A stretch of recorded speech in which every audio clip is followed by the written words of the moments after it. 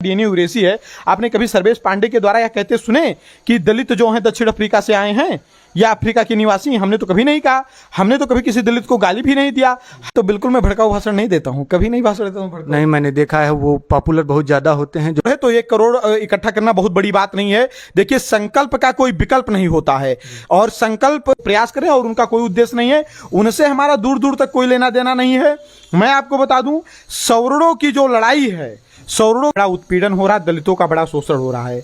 जब इस देश में 22.5% सीटें दलितों के लिए आरक्षित हैं, दलितों के लिए जात के आधार पर सरकारी बजट दिए जा रहे हैं, दलितों को विधानसभा लोकसभा में सीटें आरक्षित दी गई हैं, दलितों को जात के आधार पर स्कॉलरशिप हैं। मिर्जापुर में 3 ब्राह्मणों की आंख निकाल ली गई थी, हम लोग गए थे वहां पर, हम लड़े हैं। मैं आपको बता दूं कि मिर्जापुर में ही एक कोई पटेल मंत्री थे, उन्हीं के इशारे पर एक पंडित जी के गुप्तांग में डंडा डाल करके उनको मारा गया था। हम गए हैं। सभी का स्वागत है कब तक में। मैं शिवम चतुर्वेदी। आज हैं बनारस काशी नगरी बाबा विश्वनाथ के धाम में।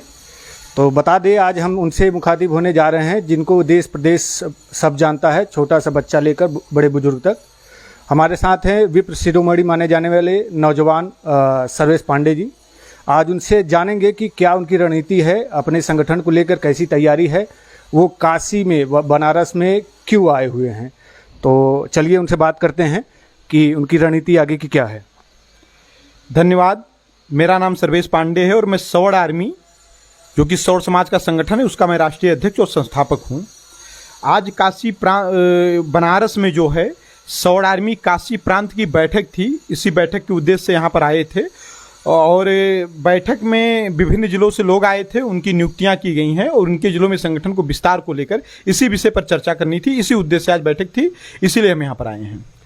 तो जैसा कि आप देख रहे होंगे सोशल मीडिया पे, आप ही के जैसे एक सुप्रसिद्ध चेहरा हैं चंद्रशेखर आज़ाद, वो अपने समाज को ठगने का काम करते हैं। तो क्या मैं आशा रखूं कि कल जाके ये विवादित शब्द आपसे भी जुड़ेगा? देखिए, कारण क्या है कि कभी किसी की तुलना किसी से होनी नहीं चाहिए, क्योंकि हर एक व्यक्ति का अपना अलग नज़रिया, अपना अलग उद्देश्य होता है। चंद्रशेखर रावण जो हैं, जो भीम आर्मी के मुखिया हैं, वह जो लड़ाई लड़ रहे हैं, कह रहे हैं कि दलितों का बड़ा उत्पीड़न हो रहा है, दलितों का बड़ा शोषण हो रहा है।